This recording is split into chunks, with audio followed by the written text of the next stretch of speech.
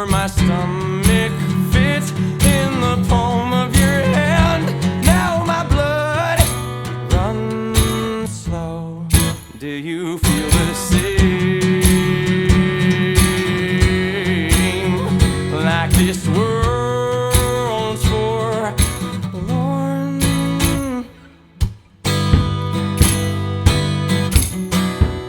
Hi, everyone. Welcome back to Shay and the Good People podcast. I'm Shay of Shay and the Good People. And this is a podcast pairing to the Shay and the Good People live show that I host monthly at Pete's Candy Store here in Brooklyn. So I'll sing original music. If you're new to the show, I'll explain. I'll do original music. And then I have 3 different singer-songwriters on the show to share their tunes, their heart, their soul, their tears, their love, their experience, strength, and hope. And then I have them into the studio to talk about their set, to talk about life. And I am so excited to interview my friend Gavon Mitchell. Hello. Hi, Gavon. I typically do a longer intro, but we're just going to jump right into it. You were on Shay and the Good People podcast in June of this year, June 13th, 2023. Me? Yeah. Was I? You were. Yeah. I looked back at the poster before we got here. Oh, you mean, sorry. On the show. Yeah. Yeah. June 3rd. Yeah, I was like, I don't remember being on a podcast. No. Like, this is my first podcast. Of the performance show. So if folks are tuning in for the first time, I will audio record the actual performance show. So I recorded Gavon's show, audio recorded it professionally. Irving Gadori, a wonderful engineer, mixes and masters the audio, and then we will cut in pieces of Gavon's Shay and the Good People performance into the Shay and the Good People podcast. There we go. Boom. Yeah, try to have consistency. Yeah, I know. I sent you the recording because I was like, what is this song called? I know. Yeah, no, I want to use those. They sound amazing. Yeah, maybe if you're lucky. If this goes really well, maybe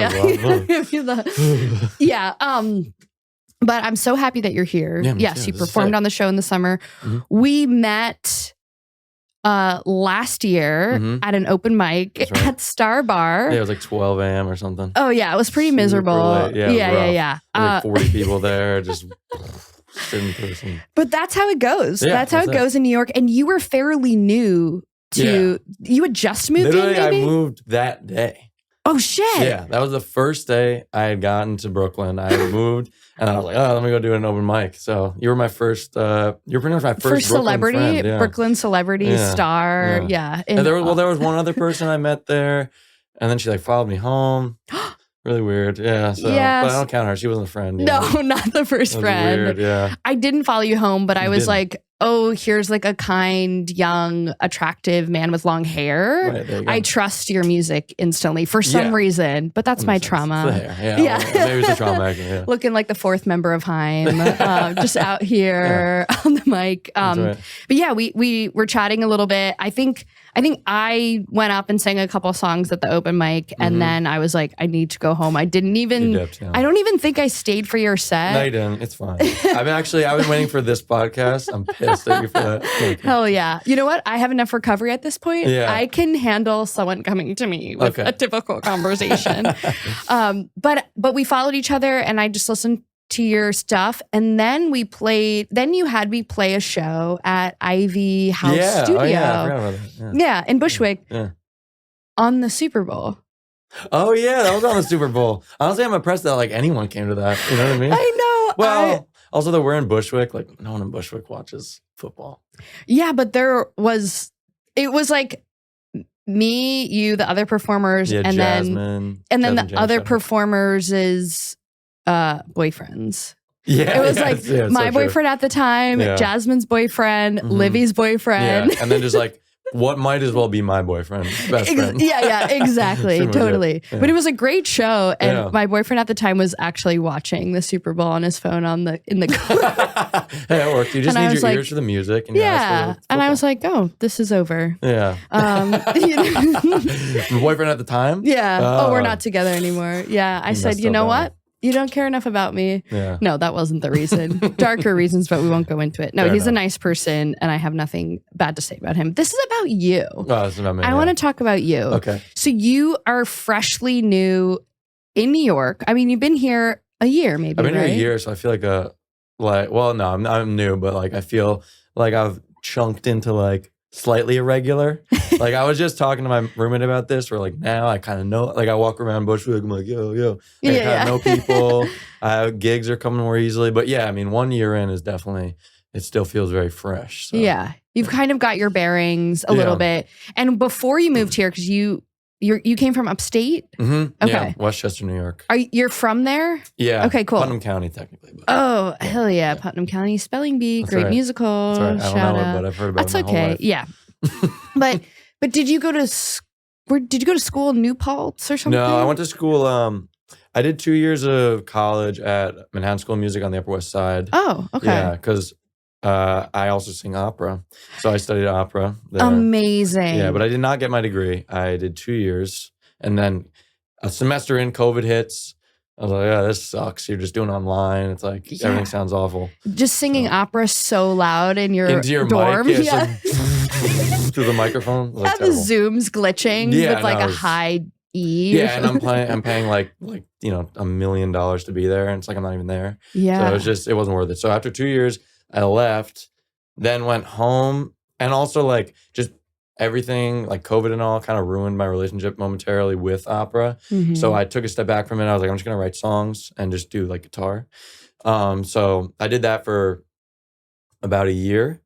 And then I moved to Brooklyn and then started doing opera again. So Oh, whoa. I'm about a year back into opera as well. Okay. So talk to me about one, how did you know you wanted to study opera? Like, did you have, was that playing in your house a lot? No, not at all. I was raised on like Christian music? Christian music primarily, yeah. Christian rock. No, I was raised on like heavy metal, like Iron Maiden, Metallica, that kind of stuff. And then like German metal, like Okay, Rammstein. Because that's, and you guys will hear it in the recording, but that's how I hear your voice in your folk music Yeah. and in person is like so grovelly and powerful and like hella mask, like which opera actually for men I feel like is very masculine, even though now I don't know what people would think about it, but it's just it is interesting because like opera, I don't know if like the idea of opera is masculine, but like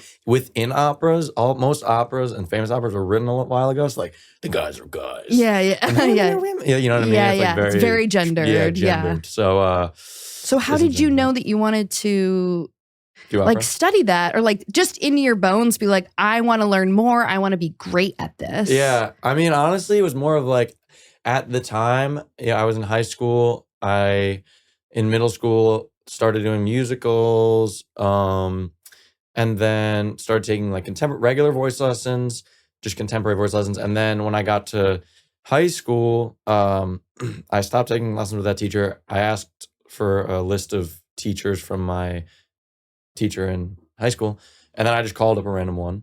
I went, and he was like, "Oh yeah, this is like opera," and I was like, "Okay, okay." So I just tried it, and then like went back, and then I just kind of kept doing it, and I had like some sort of knack for it.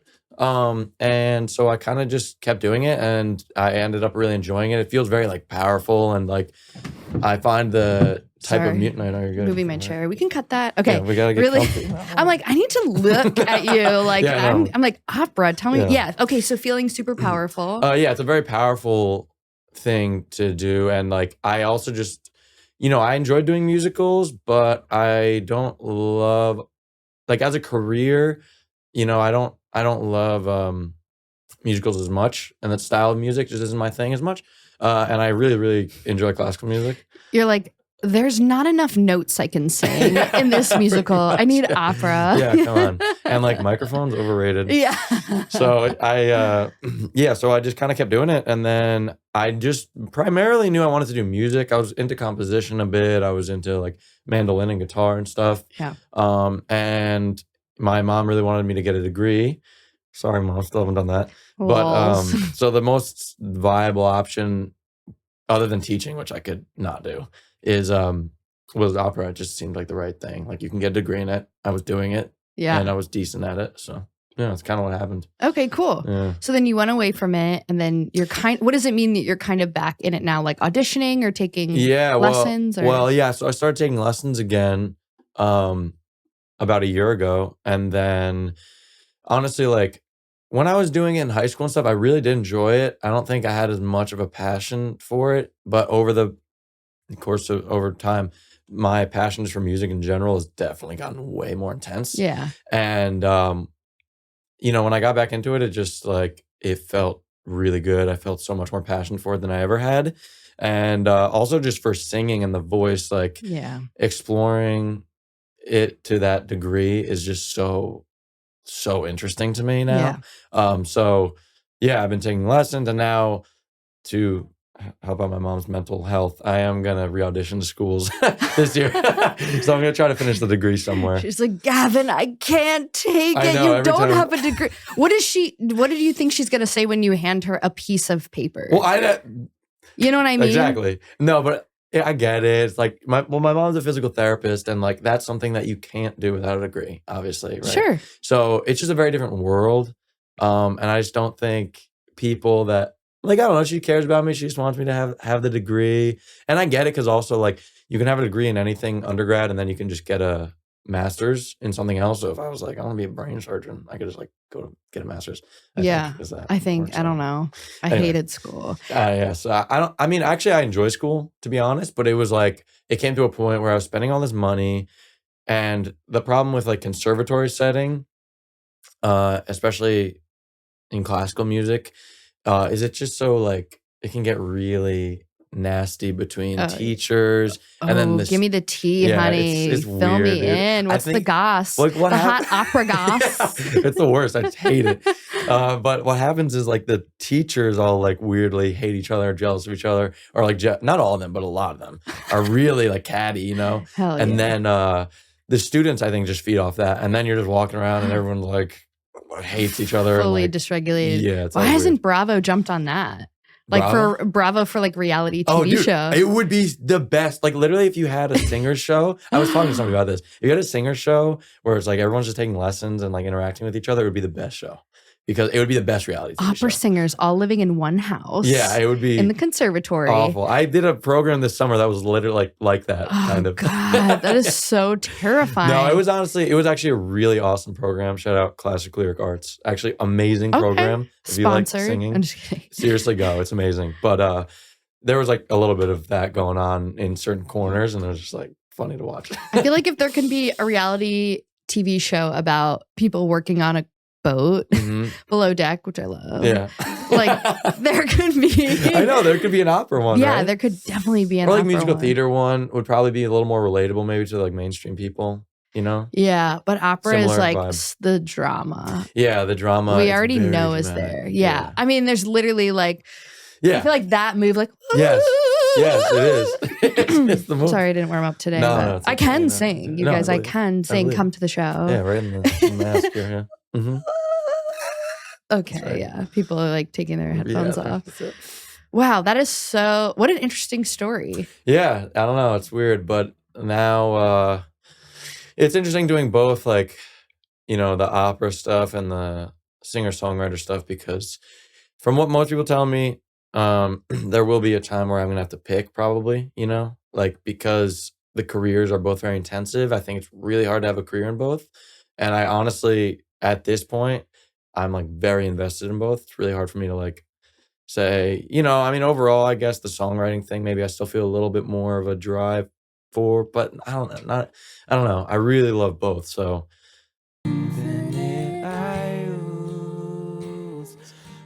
Probably won't, which is cool. Thanks. But I also don't think you're going to have to choose. And I have these conversations. If folks have listened to the pod before, a lot of the people I have on the show are like actors and songwriters. Like they've done theater, they've done a lot of TV and film, and then they also are songwriters, and they're also performing their music solo. Like and the conversation always comes back to, I was just having this conversation last night of like, do I have to give my focus to one of them? And most people will say no. I think you can do it all. It just really depends on getting so clear about the vision for your life. Yeah, for sure. And like, and that doesn't mean you have to decide on like, my vision is a house and kids and I tour. Like that could be it, but it's like the vision is to feel really fulfilled by the work that I'm doing, to work with really great people, and to be able to make 100%, 99, 95% of my money from actually performing, from being behind a mic, from holding a guitar in my hand and singing, or being on stage with a costume and eyeliner and lipstick and a little rouge, and like get paid for that. And the 5% can be teaching, can be speaking gigs, can be in my alignment, in my passion, in my vision of offering a service of music. Right. And it's really hard to, as we live in the world where it's most people are not musicians or most people are not artists, I would say, or most people are not going after that, most people have like more of a tangible job, 9 to 5, or even not 9 to 5, but they know where their money's coming from. Like it's hard to talk about that dream with a lot of people. Yeah, it is hard. And I think it's really hard to be an artist, and like, I'm sure everyone's heard this 1,000 times, but it's like art and capitalism just are the exact opposite things. Yeah. You know what I mean? Talk a little bit more about that, or tell me a little bit more of your perspective.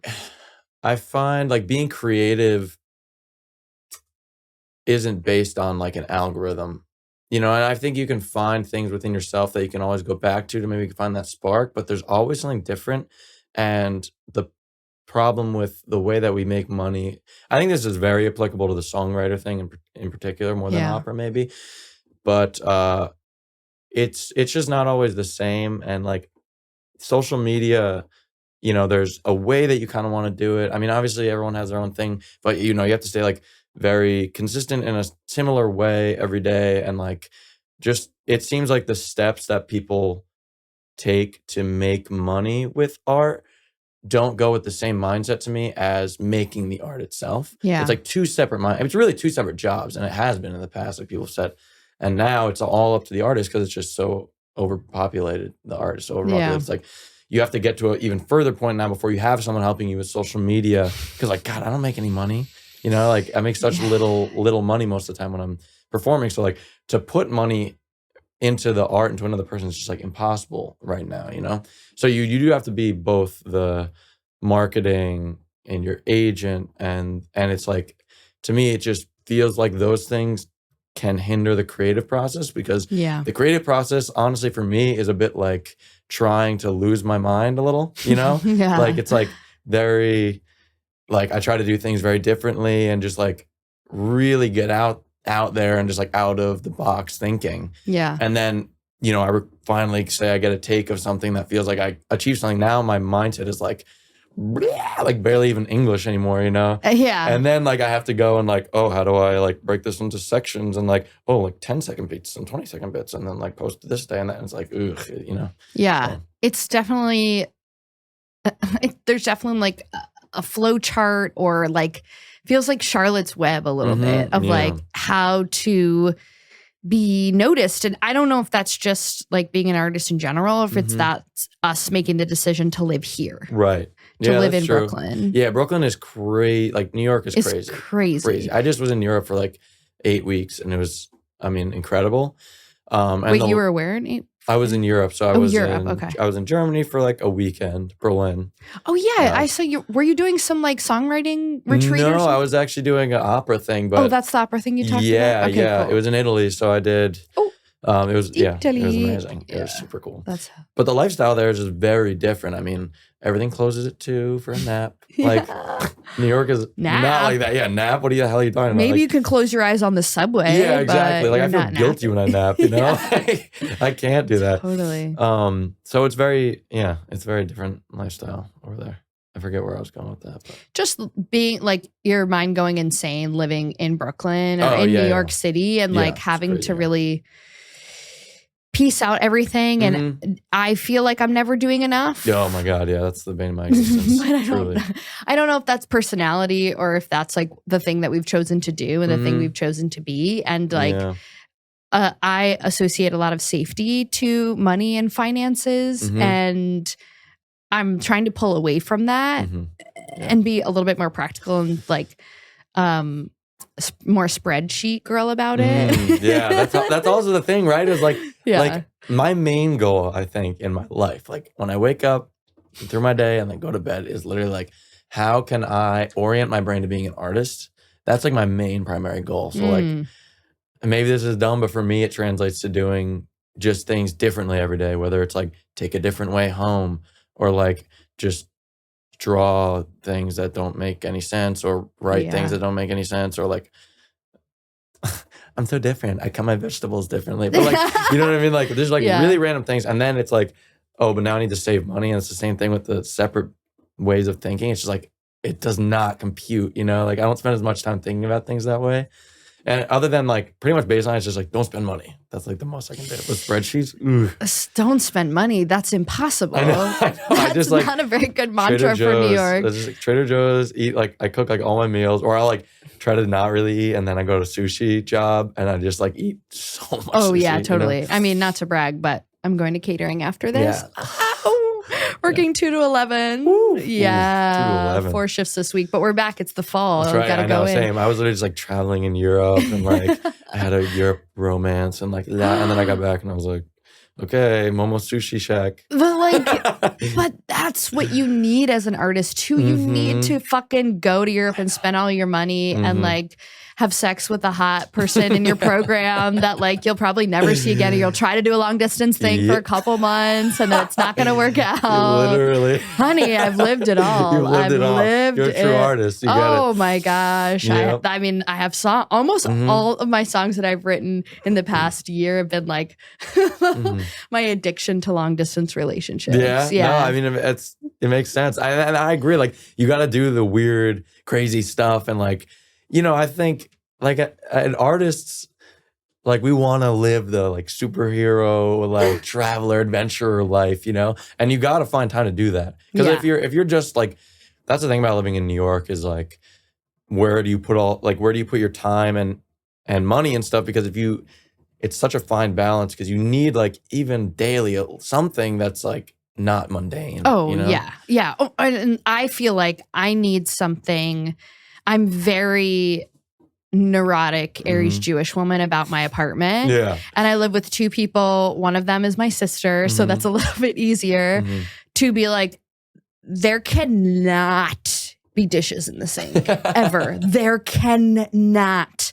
Because when I step out of this freaking door, it's chaos. And I want to come back in here and be like, I want this to look like an IKEA model apartment. Like my sister makes fun of me. She's like, it looks like what did she say? She's like, it looks like we're showing the apartment, like for somebody to buy it. Like there's can't be any clutter on the counter. I'm like, no. Yeah, no, I'm the same way. Absolutely cannot. We had a mouse.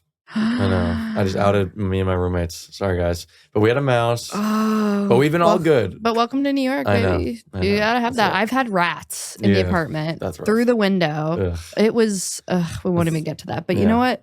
Makes us stronger. And it's, so we need experiences to write new songs. We need experiences for our brains. Yeah. It's really, I find sometimes difficult as a musician, as a singer, as like just constantly being on the scenes, on the trains, late nights for me is kind of tough, even though I'm like, but I'm choosing this career. But like we do need it for our brains to breathe. And I'm having trouble leaving the city. I'm having trouble even though I want to, because I'm like, but I have things to do and I have work. And even I felt guilty. I had this job interview and I had to like get these backup vocals tunes down for this gig that I got last second. And my sister had a friend visiting. She wanted to go to the beach. And I was like, I can't. I can't go to the beach. Yeah. And I really want to, but like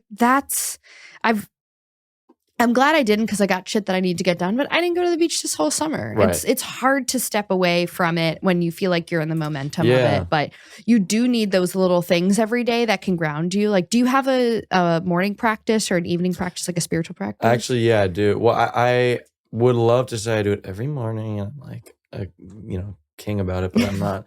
But I do. I have on specific days that I feel like I really need it. I do. And I learned it from CLA, actually. Oh. This has been my thing because I used to go in and out of like trying to do meditating and stuff, and it is helpful. It's just I don't know. I just had trouble being consistent about it, but this has been a little better, I find. But I do like a morning. There's this like it's like a 15-minute thing of monk chanting, Oh, and cool. it's just like Is it a phrase or just om, and then it's like a scale, and I just do that, and it's like 15 minutes of just that, and that is really nice because it's like something to physically do, and it also like kind of warms up my voice, the opera stuff.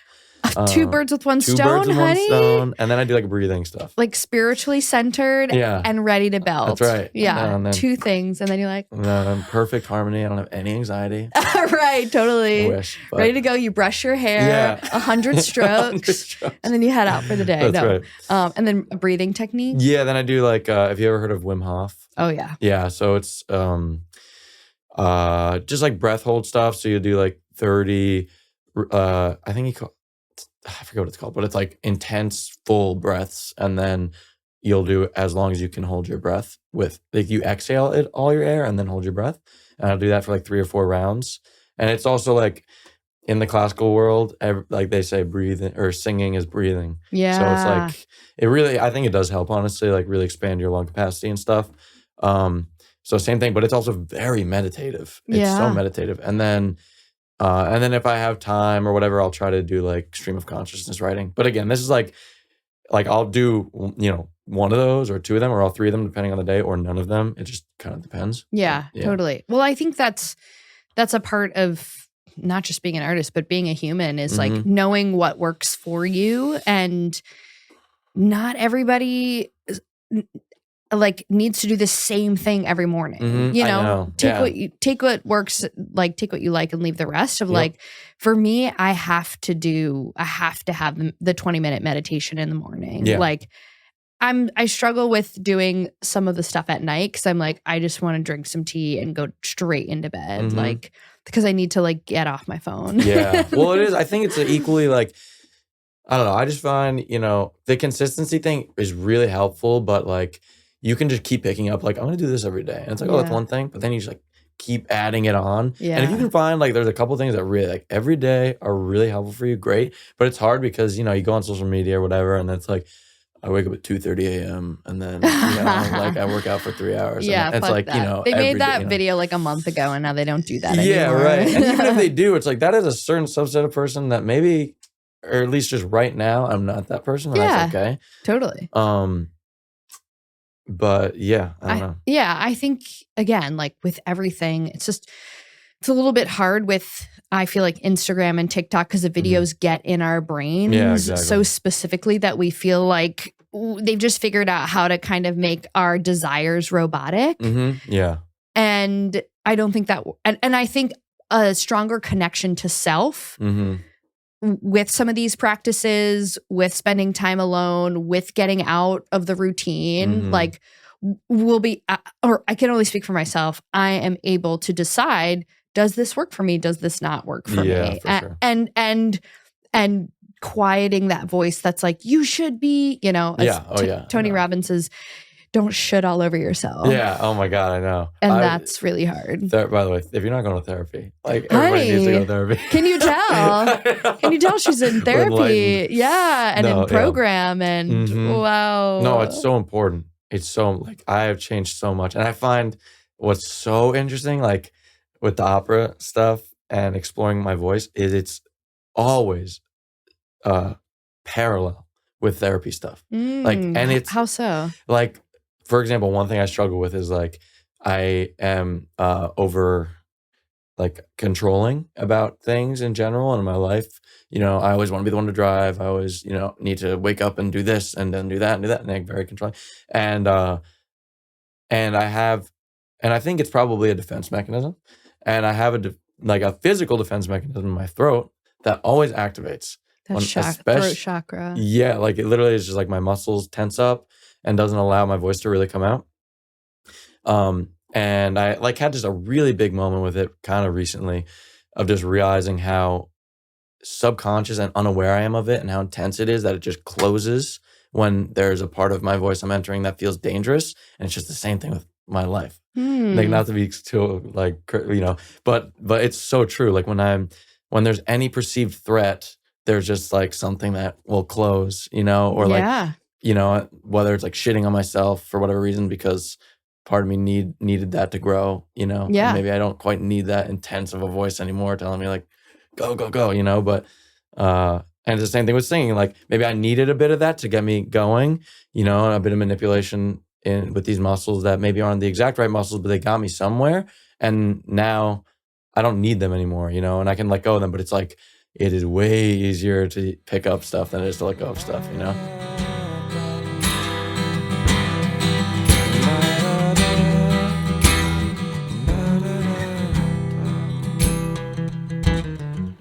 As I walk up the stairs, drenched in the sun, your silhouette carries a loaded gun.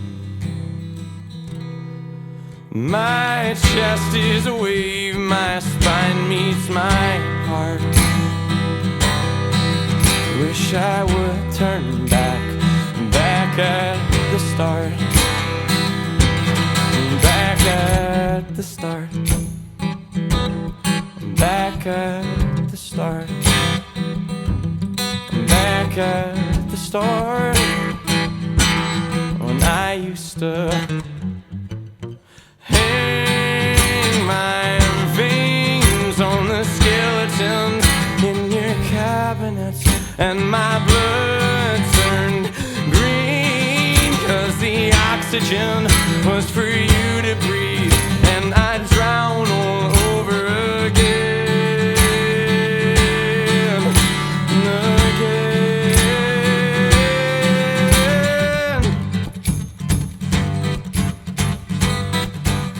And your voice tightens up when you feel like you can't speak your mind, or when you can't. I think it's a lot of things. I think there's an element of like when, because as an artist, like some days I feel like the shit, and then some days I feel like shit. Like some days and those days that I feel like I can really sing, I think there's like a psychosomatic thing that allows this to let go. And then on days that I'm just like, ugh, I suck.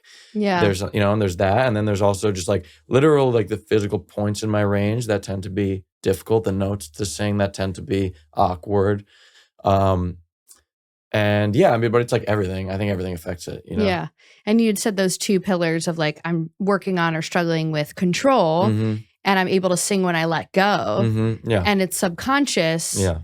And interesting of like, I wonder where that came from, since you had mentioned your mom's mental health being affected because you're not getting the degree that she wants you to have. Oh my God. Yeah. I mean, I love my mother. God, she's an angel. Yeah. But I get some of that stuff from her for sure. Totally. Yeah. It's definitely.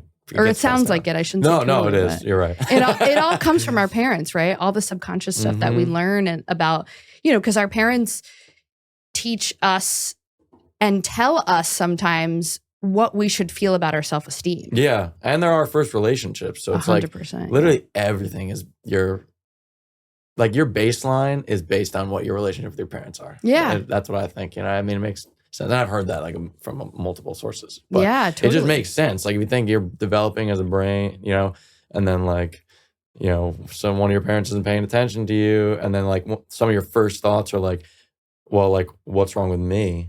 That's like, totally. That's carry my forever, God. Yeah. I was just talking about that in therapy this morning too, of like, it doesn't mean I'm really working on like, there's something that I want in my life and I haven't really gone after it, even though I keep talking about it a lot. And it's pretty much like reach outs, emails, asking friends for something specific. And I'm not doing it. And it's like a mix of perfectionism. And it's also like, it doesn't have to mean, if I don't hear back or I get a no, it doesn't mean that I didn't do it right.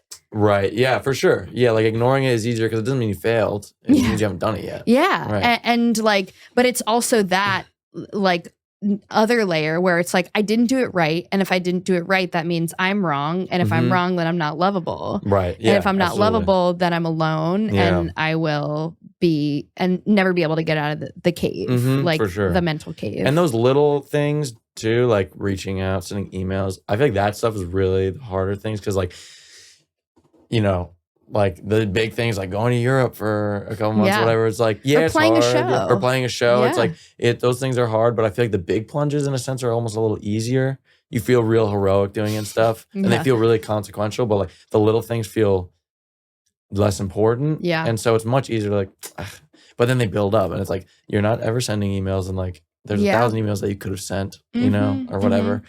But I don't know. Yeah, and it's the balance of like the compassion of like, hey, I know you want this thing, and if you don't feel ready, or if you haven't built up your self-esteem yet, or if you're needing a little bit more love, I don't think there's anything wrong with telling your friends what you're struggling with and being like, I need a boost. Yeah. Like, I need help telling me that it's easy. I need help, like verbally telling me that I can do it and I'm worthy. And that's even scary sometimes to like want your friends to remind you that you're lovable. Yeah, I know. Like, I feel so needy. I feel so like that's Right? that's how I get too. And like, but you can't do it alone. You really can't do it on your own. And I think that's the other problem with if there are a few things about New York that rub me like in another wrong way or whatever that I don't really love. And one of them is just that I don't know if it's just because there's so many people or whatever, but we get so disconnected from each other, and like there is a feeling of like everybody's busy. I need to figure this out on my own. And it's funny though because it's like you literally could not live in closer proximity to as many people as you do. I know, and it turns you into more of a lone wolf. Yes, it does, crazy. and it makes you just feel lonely because you go out and everyone's got friends. There's people everywhere. Brunch. Right? I'm like, I know, but I don't drink. I know, exactly. But yeah, it's like you need relationships to make it work. Is like you can't. Our brains we're animals. Totally. At the end of the day, and that's why I love people and I love friends. That's why I started Shay The Good People, because I wanted a place to go every month where I could have my friends on and we could have a show together. And then when I ran out of friends, I asked their friends, and I'm meeting new people and just having this community means even if I don't see them ever again or for a while or only in for the interview, like it means so much to me just to know that I know other musicians who are doing what I'm doing in the city. And I hope people listening to this who don't live here, or maybe who do live here and they're like, I don't know. I don't like, it's so overwhelming. They can be like, oh, other people who are making music and putting on shows like also feel the same things. And I can continue to do what I want to do, what my heart is telling me to do with the fear. Yeah, be like, come on, girl, you're coming with me. We're going to the gig. Yeah, no, I mean, it's like, it really is all like, how do you fight that anxiety and fear? Or at least maybe not fight isn't the best word, but like alleviate it or whatever. Because it's always there. Yeah. I mean, like over the course of the year, I feel like I've grown as a performer, but I don't know if the anxiety has lessened all that much, like the pre-playing anxiety and then like, is anyone going to show up, Yeah. The week leading up to it, it's like trying to send, hey, come to my show. Yeah. Oh, I feel annoyed. Like all that stuff is like, it's always there. And I always wonder, like for those people that have gotten to points where their career's kind of taken off and they have fans and stuff, like I'm sure that stuff is still, I don't think maybe they don't change that much. I don't know. Yeah. I think this is going to be the most annoying thing I've ever said, but you're still so young. Like it will get easier the more, and you're already fucking doing it, which is so cool. Like the more you get to know yourself, the more you give yourself time in the morning to sit with yourself and have some practices and be with your breath. Like just that is like, oh, even you noticing like when this happens, I get more anxious. Yeah, for sure. When this happens, my throat tends to tighten up. Like that took me a really long time to give myself specifics about what's happening. Yeah. What's happening in my environment and what's happening in me. And there's this Buddhist phrase called eshofuni in Nichiren Buddhism of like, your inner state, your inner environment will ultimately be reflected in your outer environment. 100%. And that took me a really long time to get there. Okay, I want to talk before we leave because we're reaching the end, which is such a bummer. Really? Yeah. So I want to talk about, so each person, each Good People that comes on the show has 3 songs that they sing. That's their set. Loved all of your songs. And you sang a song with Jules Olson, who was also on the show. Yes. And I'm so excited to interview her. But I really loved your song Blindsided. Thank you. And you had this line, one of your lyrics, blood turned green because the oxygen was for you to breathe. And I drown all over again. Yeah. So, yeah. Tell me a little bit about this song and how you wrote it. I think this is a good one for me to like talk about. Because sometimes you ever write a song and you're like, I don't know what the fuck. Totally. Yeah. That's like half of my songs. But this one, I got out of a relationship and I didn't talk to this person at all. It was like a clean, and it was a very amicable break, which, you know, in certain ways is easier, certain ways is harder. But very amicable, just like wasn't working out. And then clean cut, did not talk to them for however long.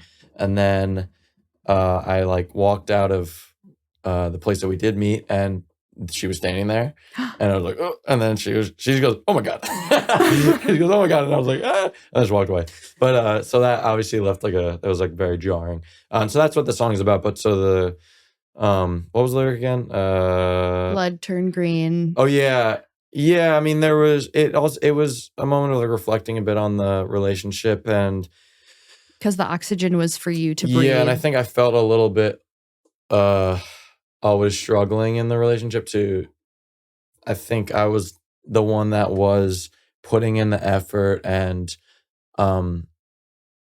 yeah, it just felt like it was a struggle, like to breathe, almost like it was like, you know, it sometimes felt like she was the one that got to do the like full breaths, and I was always panting, you know, and I think that's where that imagery came from.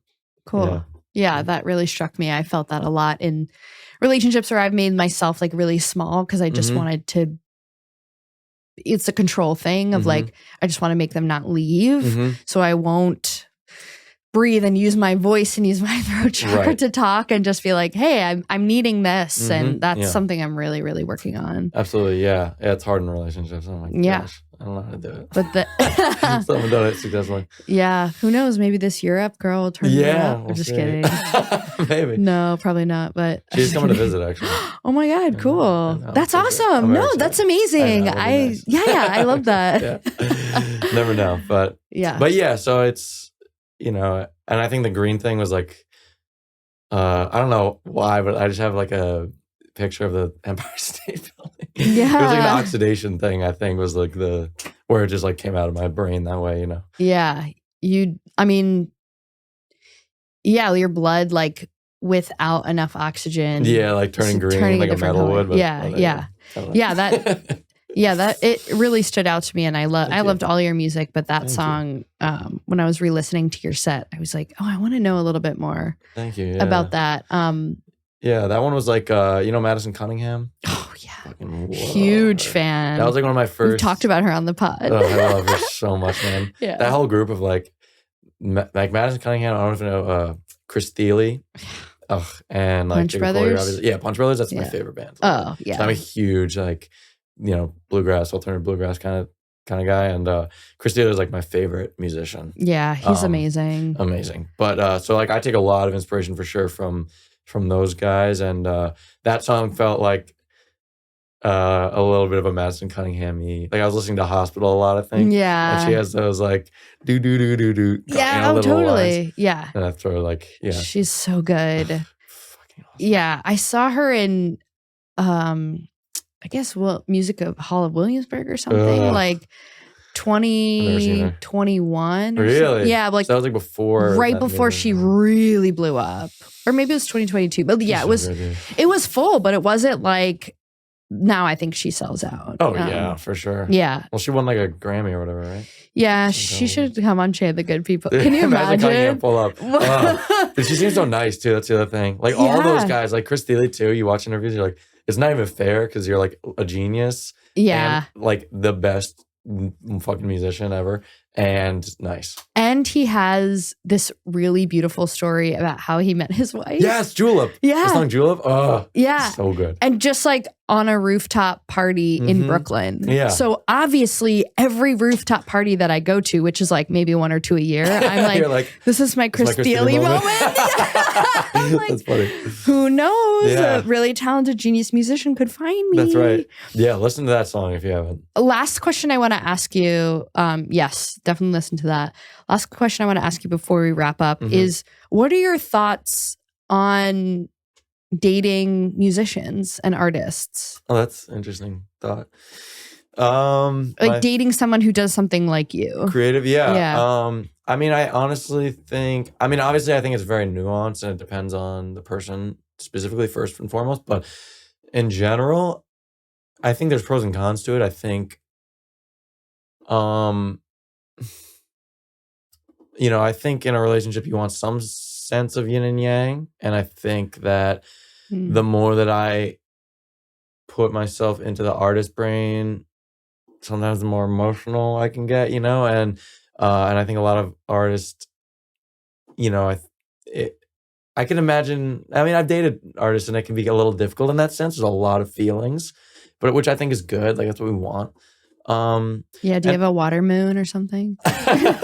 What is it, like signs? Yeah. Astrology. I don't know anything. Dang, I think I have a. I don't know. No, I'm not gonna say Okay, it. keep going. But anyway, yeah. So I think like, it can help with that. It can help having someone that can wholeheartedly empathize with you on those things, and like you will never feel judged. Hopefully, for being emotional or having something like that. But it also helps to have someone that like is maybe more making money. Yeah, well, first of all, making money. I was gonna say that, like, date a lawyer. Any single lawyers. That's a bad like quality for love. Into a relationship, but like if you're in love with a lawyer, you know what? But let the chips fall where they may. Yeah, exactly. So that's helpful. But also, I think having someone maybe a little more logically brained can be helpful. But I don't know. I mean, I think I personally overall have enjoyed dating artists because I like to just let my thoughts fly out of my mouth, and maybe it's not always the best thing, but like, I think when you're really comfortable with somebody, you want to be able to do that at night, and you want to feel like they can empathize with those thoughts to some degree. Because I mean, anybody who's like dedicated their life to being an artist knows it's a mindset. It's an intense mindset. Yeah. That's, I think a lot of people who aren't artists just won't be able to fully understand. So I don't know. I think that's my take on it. Cool. I was just curious about it, and I go back and forth. But you know what? This is not about me. This is about the good people, and that's you. So thank you, Gavon, so much for being a really good person, talented musician, and coming on the pod today.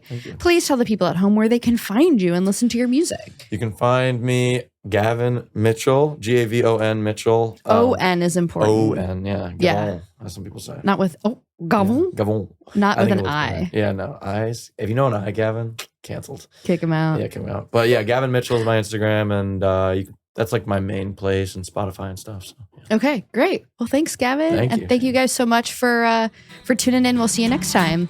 Bye. Don't let your heart be alone. And I'm done second guessing the halo of each decision. Trial by execution. The judge, he reigns no more. We take what's ours. We take what's ours. We take what's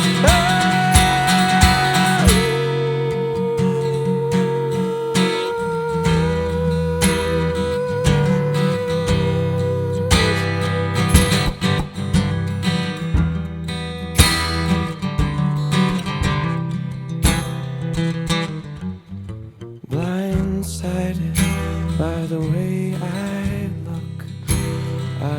look surprised to find I still walk the earth. And oh, my revelry every step still hurts. So I keep the wind to my back, and I don't turn around. Thank you.